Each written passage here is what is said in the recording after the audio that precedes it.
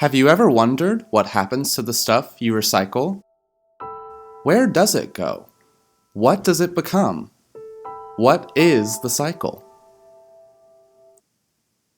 First, all the recycling is collected by the custodial staff and consolidated into bigger bins.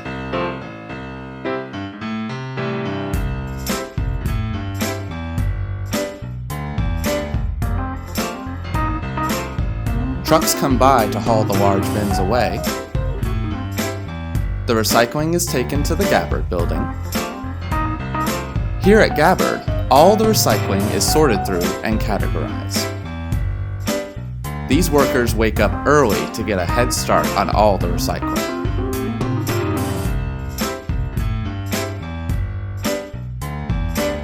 All the liquid from bottles and cans must be poured out. All the cans that are recycled are donated to Habitat for Humanity.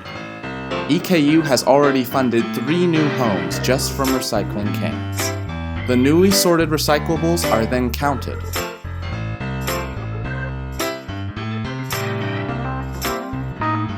The recyclables are then taken to Richmond Recycling.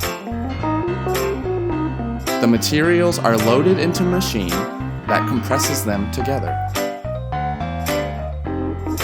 The recycled material can then be used to make products. EKU purchases many of these products, such as this paper made from 30% recycled material. And that's how it all works. But was it always like this? Today, EKU has a 3-bin system in many of the buildings on campus, meaning you have 3 bins to put your recycling in: paper, plastic and aluminum, and landfill waste. But it wasn't always like this. In fact, recycling on campus didn't begin officially until 1991. In 1989, an article was published in the Eastern Progress urging students to be more environmentally conscious and also to recycle on their own. This was one of the first steps to bringing recycling to EKU. In the spring of 1990, students at EKU created a petition to start a recycling program on campus. Students wanted this to happen for 2 reasons. 1, to help the environment, and 2, to make the campus more beautiful and combat the litter problem. Recycling was already happening in a few places on campus, such as the print shop, but people wanted it to happen everywhere. Finally, in the spring of 1991, EKU established an official recycling program. EKU officials said this was in part to lower the costs of rising landfills, and also for the school to be as progressive as possible, but also because it's the right thing to do.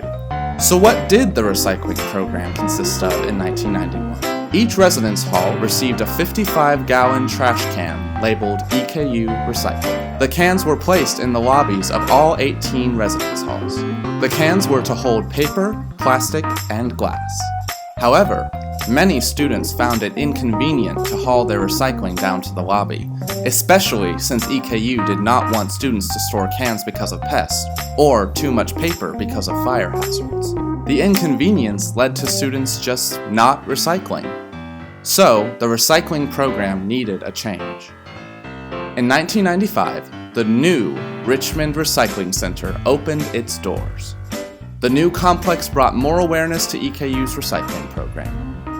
However, the program wasn't as efficient as it could have been. Changes still needed to happen. Efforts to increase recycling included adding more recycling bins in buildings conveniently located for students. By 1998, EKU was running on a 2-bin system. This meant that in various places around campus, a landfill trash bin and a recyclables trash bin stood together so students could separate their trash from their recycling conveniently. However, this system was confusing due to lack of labeling. So the system changed again.